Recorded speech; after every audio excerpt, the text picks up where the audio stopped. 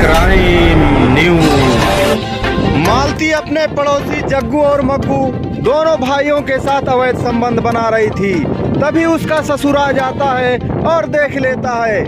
नमस्कार दोस्तों, affair crime news channel में आप सभी दर्शक बंधुओं का स्वागत है। दोस्तों, अफेयर क्राइम न्यूज चैनल को सब्सक्राइब कीजिए, वीडियो को लाइक कीजिए और वीडियो को ज़्यादा से ज़्यादा शेयर कीजिए। दोस्तों यह घटना बिहार के अररिया की घटना है। दोस्तों, इस घटना की कहानी कुछ इस प्रकार है। मालती अपने मायके में जब रहती थी तो उसके बहुत सारे बॉयफ्रेंड थे। सभी लोगों से वह मिलती और अपने जिस्म की भूख को पूरा करती रहती थी। लेकिन जब उसकी शादी हो गई, जब वह अपने ससुराल आई तो उसका पति ही केवल था। उसके कोई देवर और जेठ भी नहीं थे जो उससे वह कनेक्ट हो जाए और अपने इच्छाओं को पूरा कर सके। लेकिन वह देखती रही कुछ दिनों तक। तो उसके बगल में एक पड़ोसी था, उसका नाम जग्गू था। अब मालती हर दिन अपने छत पर जाती और जग्गू को इशारे करने लगी। जब जग्गू को इशारे करने लगी तो जग्गू भी समझ गया कि लगता है इसे कुछ जरूरत है। तो वह जग्गू भी उसे इशारे करने लगा। दोनों एक दूसरे से मिलने के लिए तड़पने लगे।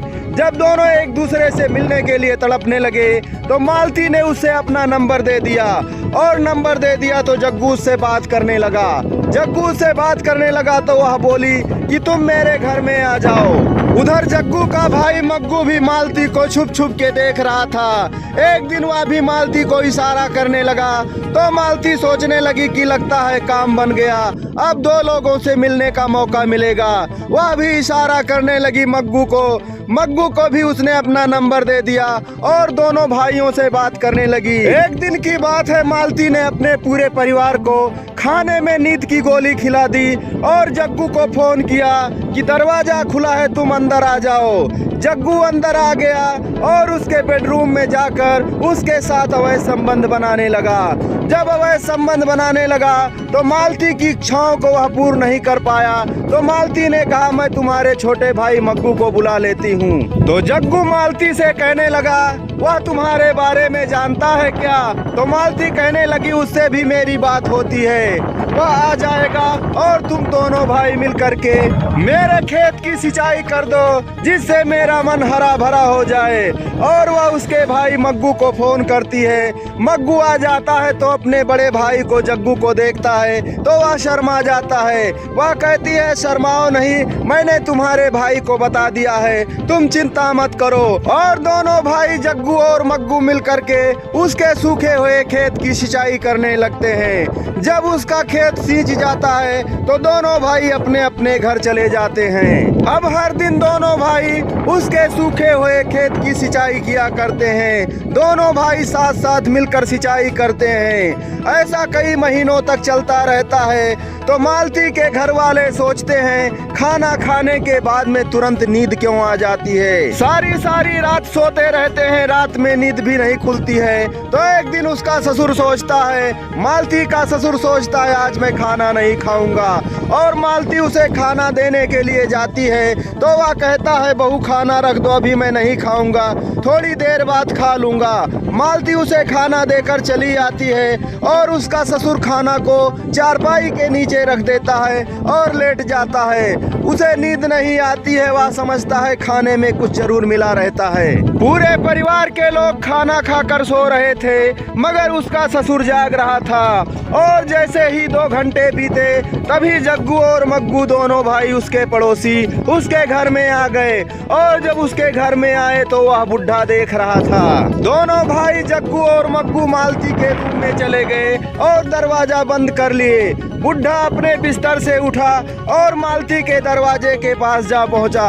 थोड़ी देर वहां ठहरा रहा। वह कुछ सुनने की कोशिश कर रहा था लेकिन कुछ भी आवाज नहीं आ रही थी। थोड़ी देर बाद कुछ अजीब आवाज आने लगी तो बुढ़े ने दरवाजे को खटखटाया।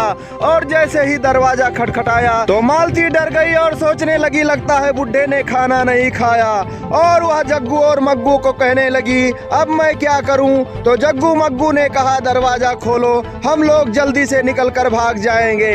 लेकिन जैसे ही मालती ने दरवाजे को खोला तो बुढ़ा दरवाजे के पास खड़ा हो गया और मालती से कहने लगा, हमारे जो पड़ोसी जग्गू और मग्गू हैं तुम्हारे रूम में क्या कर रहे हैं? मालती ने कहा, कोई नहीं है। जैसे ही दरवाजे के अंदर प्रवेश हुआ बुढ़ा घर में आया तो जग्गू और मग्गू भागने लगे। तभी वह दोनों के हाथों को पकड़ लिया और कहने लगा, कहाँ जा रहे हो? जग्गू और मग्गू दोनों भाइयों ने उस बुढ़े को पकड़ लिया और मालती ने उस बुढ़े के गले को दबाकर उसे जान से मार दिया।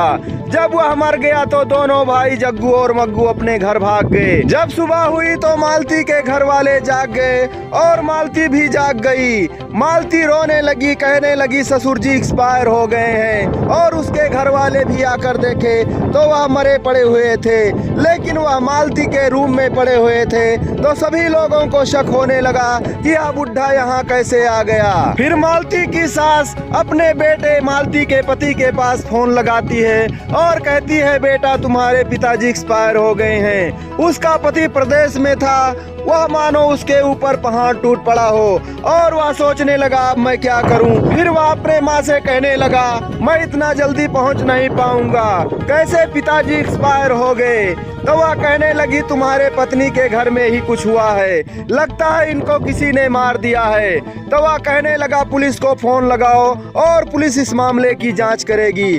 तुरंत उसकी माँ पुलिस के पास फोन लगाती है और पुलिस मौके पर आ जाती है और जब देखती है उस बुढ़े के गले को तो ऐसा लगता है कि जैसे किसी ने उसके गले को दबाकर मार दिया है। पुलिस वाले तुरंत उसके लाश को पोस्टमार्टम के लिए भेज देते हैं और घर वालों से इस घटना के बारे में पुलिस वाले पूछताछ करने लगते हैं। तभी मालती डरी रहती है और सोचती है, मैं क्या करूं। तो मालती के चेहरे को पुलिस वाले देखते हैं तो उन्हें शक होने लगता है, क्योंकि मालती डरी डरी सी रहती है। पुलिस वाले मालती से पूछते हैं, यह कैसे हो गया, या तो तुम्हारे रूम में ही पड़े थे। तो मालती डरी रहती है, उसके मुंह से आवाज नहीं आती है। फिर पुलिस वाले लेडीज पुलिस को बुलाते हैं और लेडीज पुलिस मालती से कड़ाई से पूछताछ करने लगती है, उसे मारने भी लगती है। तो वह मालती कहने लगती है, यह सब मेरे द्वारा ही हो गया है। मैंने अपने पड़ोसी जग्गू और मग्गू को अपने जिस्म की भूख को पूरा करने के लिए बुलाया, तभी यह बुढ़ा जाग गया और मेरे काम में दखलंदाजी करने लगा। तो जग्गू और मग्गू दोनों ने और हमने मिलकर इस बुढ़े को मार दिया। पुलिस तुरंत जग्गू और मग्गू के घर जाते हैं, वह दोनों घर में ही छुपे थे। तभी पुलिस वाले उन दोनों भाइयों को पकड़ लेते हैं और मालती और जग्गू मग्गू दोनों भाइयों को थाने ले जाते हैं। तीनों को थाने ले जाते हैं और उन्हें बंद कर देते हैं। तो दोस्तों, ऐसे आपराधिक मानसिकता वाले व्यक्तियों से सावधान रहें, सतर्क रहें और अपने परिवार को सुरक्षित रखें, क्योंकि समाज में इस तरह के बहुत अपराध हो रहे हैं। इसलिए आपराधिक मानसिकता वाले व्यक्तियों को समझना बहुत जरूरी है। तो दोस्तों, आप सभी दोस्तों को प्यार भरा नमस्कार।